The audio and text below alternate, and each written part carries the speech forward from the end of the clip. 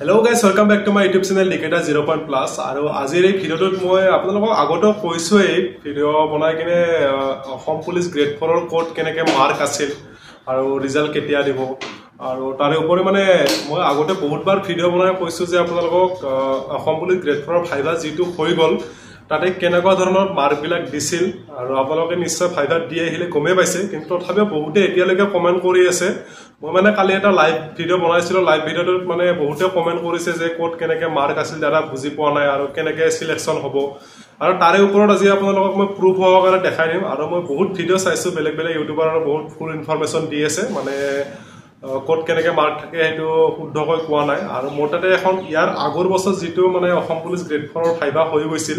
তাতে মানে মাৰ্ক বিলাক কেনেকৈ দিছিল সেই লিষ্টখন মোৰ তাতে ফটো মাৰি থোৱা আছিল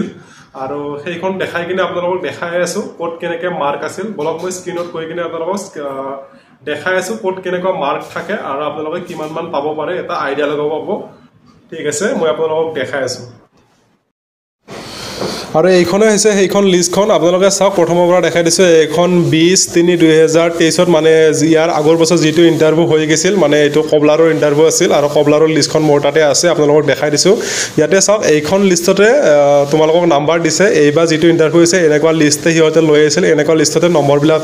দিছে আৰু ইয়াতে চাওক প্ৰথমতে আছে সিৰিয়েল নম্বৰ অলপ কাগজখন অস্পষ্ট হৈ আছে মানে ফটো তুলি উঠা বহুত দিন হ'ল হেতু কাৰণে ক্যামেৰা ভাল নাছিল হেতু টাইমত মোৰ হেতু কাৰণে অস্পষ্ট হৈ আছে যি নহওক দূৰৰ পৰা ফটো মাৰা আছিল আপোনালোকে নিশ্চয় ধৰিবলৈ পাৰিছে প্ৰথমতে সিৰিয়েল নম্বৰ দিয়া আছে তাৰ পিছত ৰোল নম্বৰ দিয়া আছে নেক্সট আপোনালোকৰ নাম দিয়া আছে কাষ্ট দিয়া আছে মানে পাৰ্সোনাল ডিটেইলছ এইখিনি দিয়া আছে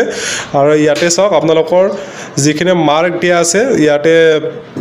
মানে ইয়াতে প্ৰেক্টিক্যাল নাম্বাৰ কিমান আছে চাওক এটা 15 নম্বৰ আছিল মানে যিখিনি আপোনালোকক চাইছে প্ৰথম নম্বৰটো হৈছে আপোনালোকৰ 5 নম্বৰ থাকি গ্ৰুমিংত আৰু গ্ৰুমিং মানে আপোনালোকক মই কৈছো যে গ্ৰুমিং মানে হয় কি আপোনালোকৰ যেনেকৈ আপোনালোকে কেনেকৈ প্ৰথম এন্ট্ৰি কৰতে আপোনালোকে পাৰমিশন লৈ এন্ট্ৰি কৰিছে নে নাই নাইবা আপোনালোকে ড্ৰেছ পাতি ঠিক ঠাক পিন্ধিছে নে নাই যেনেকৈ পুলিচত পিন্ধিব লাগে বা পুলিচৰ ইন্টাৰভিউ দিবলৈ আহিলে পিন্ধিব লাগে যদি সবখিনি ঠিক ঠাক হৈছে সেইখিনি চাই কিনে 5 নম্বৰ থাকে এই লিষ্টত আপোনালোকে দেখা পাইছে কিছুমানক 4 নম্বৰ দিছে কিছুমান কেণ্ডিডেট 5 নম্বৰ দিছে আৰু আপোনালোকৰ যদি ভাল হৈছে আপোনালোকক 5 নম্বৰ দিয়া চান্স আছে আৰু নেক্সটত আছে আপোনালোকৰ এটিটিউড মানে আপোনালোকে নিশ্চয় বুজিবা এটিটিউড মানে আপোনালোকে কেনেকুৱা লেভেলত কথা পাতিছে কেনেকুৱা এটিটিউডত বহিছে কেনেকুৱা এটিটিউডত এন্ট্ৰি কৰিছিল সেই গুটেখিনি এজন অফিচাৰে চাব তাতেও 5 নম্বৰ থাকে ইয়াতে চাওক তিনিজনকে 4 দিছে আৰু যদিহে আপোনালোকৰ এটিটিউড ভাল হয় তেতিয়াহলে 5 নম্বৰ দিয়া চান্স থাকে আৰু যদি বেয়া হয় 5ৰ ভিতৰত 2 দিব পাৰে হয়তো 0 দি দিব পাৰে আৰু নেক্সট থাকে কনফিডেন্স মানে আপোনালোকে ভয় কৰিছে নে নাই যদি আপোনালোকে ভয়কে কথা পাতিছে তেতিয়াহলে লো কনফিডেন্স মানি লব তেতিয়াহলে মাৰ্ক কম দিব আৰু কিছুমানে হয়তো বহুত বেছি কনফিডেন্স অভাৰ কনফিডেন্স কৰি বেছি লেভেল দি বা বেছি ওপৰত কথা কয় তেতিয়া বা তেনেকা কথা কৈ আহিছা তেতিয়াহলে অভাৰ কনফিডেন্স ধৰি লব তেতিয়া মাৰ্ক কমকে দিব 5ৰ ভিতৰত নৰমালি যোৱা বছৰটো সবকে 5ৰ ভিতৰত 5 দিছিল দুইজনক কম দিছিল এই লিষ্টখনত চাওক তিনিজনকে 5 দিছে আপোনালোকে কিমান পাইছে হেতু আপোনালোকৰ নিজৰ ওপৰত কথা হ'ব কনফিডেন্স কেনেকুৱা কৰিছিল আৰু যিখিনি কোৱেশ্চন কৰিছে এটো চাওক স্কিল মাৰ্ক থাকে আপোনালোকৰ 25 মানে ইয়াতে লিখা আছে oral test and trade knowledge 25 mark থাকে আৰু 25ৰ ভিতৰত চাওক ইয়াতে কিছুমানক 22 দিছে কিছুমানক 23 দিছে আৰু লিষ্ট বহুতখন আছিল মোৰ এখন লিষ্টে আপোনালোকক দেখাইছো বাকি এই লিষ্টখনৰ ভিতৰত আপোনালোকে যিখিনি কিছুমানক হয়তো এটা কোৱেশ্চনও সুধিব পাৰে বা কিছুমানক 10টা কোৱেশ্চনও সুধিব পাৰে যদিহে আপোনালোকৰ কোৱেশ্চনৰ এনসাৰটো কৰাত ভাল হৈছে হিয়তৰ লাগিছে এটা কোৱেশ্চনতে যে এইজন সঁচাকৈ মানে কি ট্ৰেডৰ লৰা হয় যে এইটো কাম কৰিব পাৰিব তেতিয়াহলে 25ৰ ভিতৰত কিবা এটা মাৰ্ক দিব কিছুমানক হয়তো 20 দিব কিছুমানক 25ৰ ভিতৰত 25 দিব কিছুমানক 22 দিব আৰু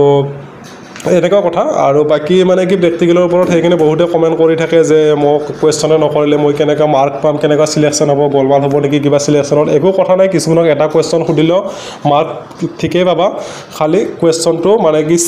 তোমাৰ ট্ৰেডৰ লগত মানে খাপ খাব লাগিব ট্ৰেডৰ তোমাৰ এটো বুজাব লাগিব এটা কোৱেশ্চনতে যে তুমি কামটো কৰিব পাৰিবা যেটো ট্ৰেডৰে নহক কিয় যেটো ট্ৰেডত তুমি এপ্লাই কৰিছা সেই ট্ৰেডটোৰ কামটো তুমি ভালকৈ জানাবা তোমাৰ এক্সপেৰিয়েন্স আগৰে পৰা কৰা আছে এটা কোৱেশ্চনতে বুজি পাই যায় হিহতে যে তুমি কাম কৰা ল'ৰা হয় বা তোমাৰ সেইটো অভিজ্ঞতা আছে আৰু বাকী চাৰ্টিফিকেটত একচুৱেলি এডভাৰ্টাইজত লিখা মতে এইটো এইবাৰ 5 নম্বৰ লিখা আছে কিন্তু ইয়াতে এইখন চাৰ্টিফিকেটত লিখা মতে চাওক এক্সপিৰিয়েঞ্চ চাৰ্টিফিকেটত 10 নম্বৰ আছিল 10 নম্বৰৰ ভিতৰত ইয়াতে বেছিভাগে চাৰ্টিফিকেটৰ নম্বৰ নাপায় কিন্তু 3 নম্বৰ ৰটোত চাওক 5 নম্বৰ এটা পাইছে বাকি এনেকুৱা হিচাপত কিছুমান চাৰ্টিফিকেটত 5 নম্বৰ দিব এইবাৰটো 5 নম্বৰ লিখা আছে চাৰ্টিফিকেটত 5ৰ ভিতৰত 5 পাবা যিসকলৰ একচেপ্ট কৰে আৰু লাষ্ট টাইমত টোটেল স্কোৰটো এনেকৈ মানে কাউণ্ট হ'ব গোটেইখিনি মিলাই কিনে যাৰ টোটেল স্কোৰ হাই হয় বা সবচে হাইয়েষ্ট যোনে পায় বা যিমানটা পোষ্ট এইবাৰ পোষ্ট আছে টোটেল 258 মান পোষ্ট আছে যোনে 258টাৰ ভিতৰত থাকিব পৰা হাইয়েষ্ট মাৰ্ক সেইজনে সিলেকশ্যন হ'ব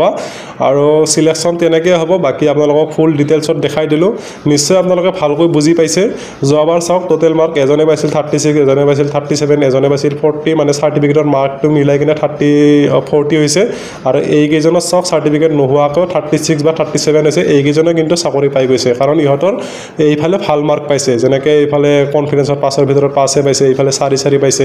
তেনেকুৱা কথা আৰু 2 নম্বৰ ৰোটত চাওক এইজনে মানে কনফিডেন্সত 5 পাইছে গ্ৰুমিঙত 5 পাইছে আৰু এটিটিউডত 4 পাইছে ইয়াৰ মাৰ্ক আৰু এইফালে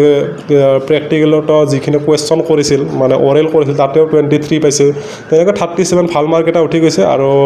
লাষ্ট টাইমত কোনো চাৰ্টিফিকেটৰ মাৰ্ক বা গ্ৰুমিঙৰ মাৰ্ক বুলি নাই গোটেইখিনি মিলাই কিনে যাৰ হাইয়েষ্ট মাৰ্ক হয় সিয়াকে সিলেকশ্যন কৰিব নিশ্চয় আপোনালোকে বুজি পালে ইয়াৰ পিছত আকৌ কোনো ডাউট নাথাকিব